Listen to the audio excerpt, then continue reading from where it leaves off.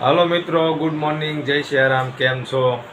તો આજે હમણાં તો હું અઠવાડિયાથી લગભગ બ્લોગ ટાઈમસર મુકાતા નથી અને થોડુંક કામના હિસાબથી વ્યસ્ત રહેતો હતો, એટલે બ્લોગ નથી મુકાતા અને નથી બનતા.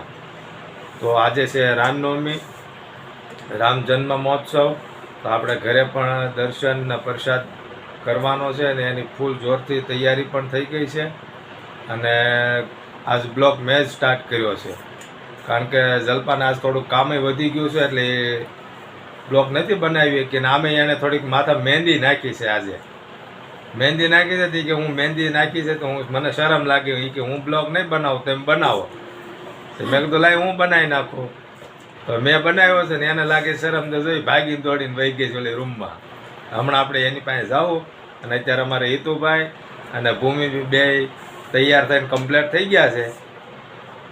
એને આજે ઉત્સવ છે ને, અમારે આ ગામમાં અત્યારે શોભાયાત્રાનું આયોજન હોય. રામ જન્મ મહોત્સવ એટલે ભગવાનના જન્મ થાય એ પણ આપણે અહીંયા રામજી મંદિરે છે. અને મારે કમ્પ્લીટ રજા પડી જાય એટલે હું શોભાયાત્રામાં જઈશું. હું તમને બતાવીને બ્લોગમાં બન્યા રહેજો મિત્રો.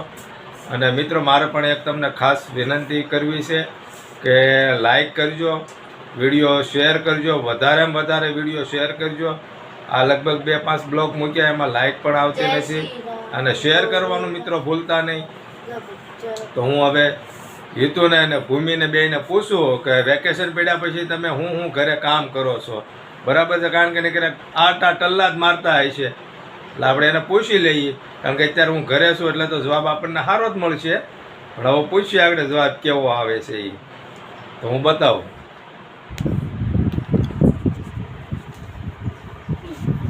કેમ શું કરશો ભાઈ અત્યારે? હે, જો નવરા બેઠા બેઠા જમવાના સમય છે ને એ પટ્ટો ખાઈશ, આ કામ કરે છે એ. એટલે વેકેશન છે તો વાંચવા લખવાનું એવું કાંઈ તો એવું કરશું. હવે આપણે ભૂમિને મળીએ. દીદી તું શું કરશો ત્યાં? કેમ?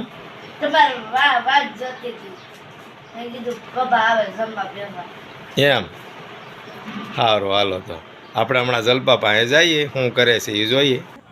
હાલો મિત્રો, તો હવે આપણે જલપા પાસે જઈએ છીએ, ઓલી રૂમમાં શું કરે છે એ જોઈએ. જો એ તો બધી તૈયારી કરવા મળી છે જમવાની. તો કેમ તે બ્લોગ બનાવ્યો નહીં? તમે ચાલુ કરો ને આજે મેં માથા મહેંદી નાખી હતી, મેં તો મારે આજ નથી બનાવો, તો એને અત્યારે આને ચાલુ કરી દીધો. તો મેં તો સારું જમવાનું બનાવી રહીશું, તો મેં તો જમવા બેસી જઈએ. તાર માથું બતાય ને. એમાં હું આજે રામનવમી છે, બધાને રામનવમીની હાર્દિક શુભેચ્છાઓ પાઠવીએ છીએ. અને તો ઘરે ઘરે બધા રામ ભગવાનનો જન્મ ઉજવતા જ હોય છે. અને અમારા અહીં શોભાયાત્રા નીકળે છે ગારિયાધારમાં, તો જનક જાય એટલે એ તમને દેખાડશે. મેં જમવાનું બનાવી રાખ્યું છે. અને અમારા ઘરે રામ ભગવાનનો જન્મ આજે અમારા દાદા છે ને પાઠ પૂજા કરે છે. બ્લોકમાં બન્યા રહેજો, હમણાં તમને જનક દેખાડે છે. તો એ દાદા પૂજા પાઠ કરે, બધા છોકરા બેઠા છે, તો જો ને મેં જમવાનું બનાવી નાખ્યું. જમવા અમે બેસું, પણ પેલા પાઠ પૂજા કરી લે પછી જમવા બેસું. તો હાલો જનક તમને બ્લોકમાં બન્યા રહેજો, દેખાડે છે રામ ભગવાન અમારા ઘરે કઈ રીતે જન્મ ઉજવે છે એ જોવો તમે બ્લોકમાં. હલો મિત્રો, તો હવે આપણે જવું છે મારા પપ્પાના રૂમમાં, કારણ કે એના રૂમમાં રામ જન્મની તૈયારી બધી થઈ છે. પૂજા આરતી પણ એના રૂમમાં થાય. આપણે એ રૂમમાં જઈએ, કારણ કે છોકરાઓને બધા ત્યાં વહી ગયા છે અને આપણે જઈએ છીએ એ રૂમમાં. હાલ હાલો મિત્રો, તો જો હવે આપણે આવી ગયા છીએ મારા પપ્પાના રૂમમાં. જોઈએ તો પૂર જોશથી તૈયારી હોય. અમારે તો અહીંયા આ વસ્તુમાં પહેલો નંબર આવે અમારે, કારણ કે અમારે આ હોય જ વાર તહેવાર કાંઈ પણ હોય એટલે પૂજા આરતી અમારે ટાઈમસર બધી રીતે થાય.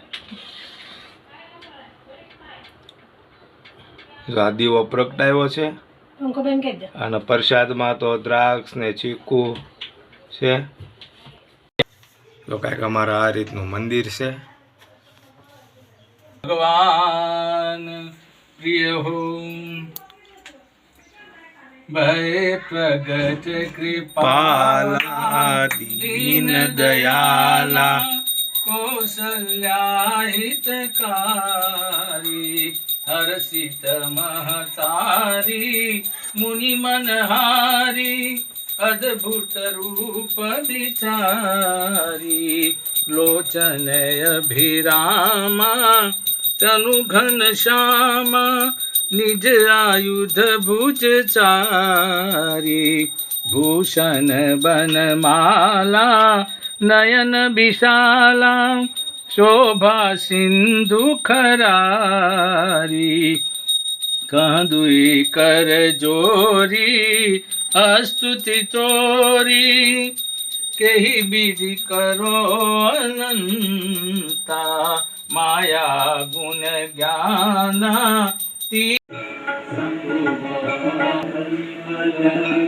जय बोलो रामचंद्र भगवान की जय बाल कृष्ण भगवान की जय हनुमान जी महाराज प्रिय हो सदगुरु भगवान प्रिय हो ओम नमः पार्वती पदय हर हर महादेव हर सीताराम कृपालु भज मन हरण भव भय दारुणम् इति वदति तुलसी दास આપણે આવી ગયા છીએ ઘરે અને ઘરેથી હવે જવાનું છે શોભાયાત્રા જોવા. આપણે જઈએ છીએ બજારમાં. તો બ્લોગમાં બન્યા રહેજો અને બ્લોગ સારો લાગે તો શેર અને સબસ્ક્રાઈબ કરવાનું મિત્રો ભૂલતા નહીં અને પૂરો એન્ડ સુધી જોજો. ચાલો આપણે જો મિત્રો, આ છે અમારા ગામનો રામજી મંદિરના ગામનો છોરો. અને આ મંદિર હજી હમણાં જ બનાવ્યું છે. તમને અંદર જઈને બતાવું.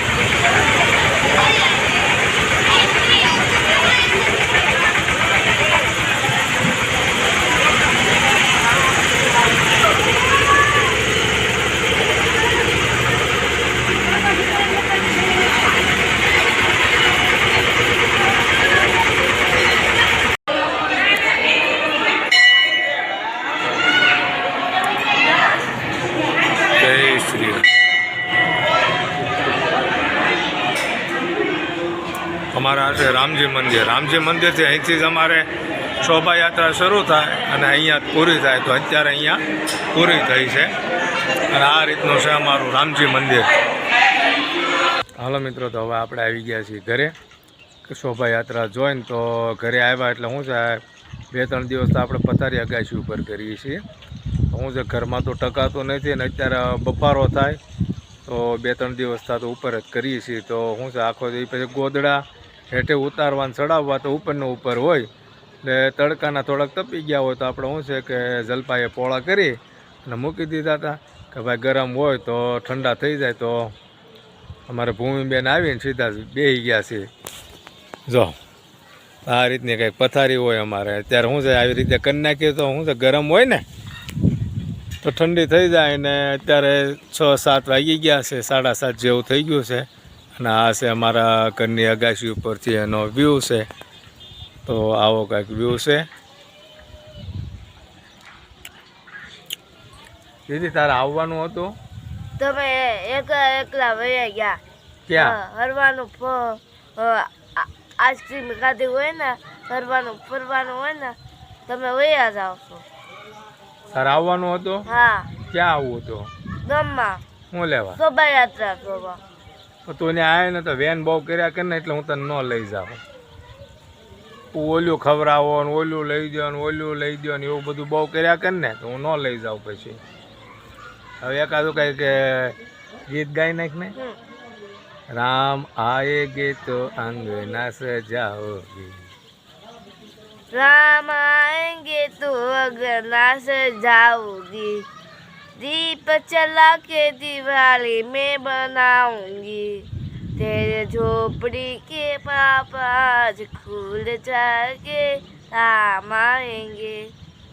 જય શ્રી રામ. जय श्री राम. જય સિયારામ. जय श्री राम. તમને રામ જન્મ મહોત્સવની હાર્દિક શુભકામના અમારા પરિવાર તરફથી. તો આ બ્લોગ આપણે અહીંયા પૂરો કરીએ છીએ. જય શ્રી રામ, જય સિયારામ. શેરને સબસ્ક્રાઈબ કરવાનું ભૂલતા નહીં. દીદી એ તો કહી દેતો. લાઈક ને શેર. હા, લાઈક અને શેર કરવાનું ભૂલતા નહીં. અને નવા હોય તો સબસ્ક્રાઈબ કરી દેજો. નવા હોય તો શું કહેવાનું? સબસ્ક્રાઈબ. સબસ્ક્રાઇબ કરી દેજો. હા, અને શેર કરી દેજો. શેર કરી દેજો. લાઈક કરી દેજો. લાઈક કરી દેજો. અને પૂરેપૂરો બ્લોગ જોજો. પૂરો બ્લોગ જોજો. તો જય સિયારામ. જય શ્રી રામ.